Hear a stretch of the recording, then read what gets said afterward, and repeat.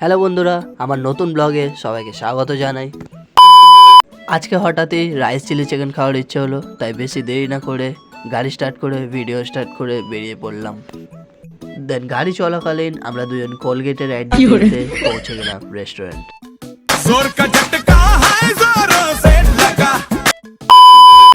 তারপর madam menu দেখে আর আমি ম্যাডামকে আর খালি রেস্টুরেন্ট দেখি।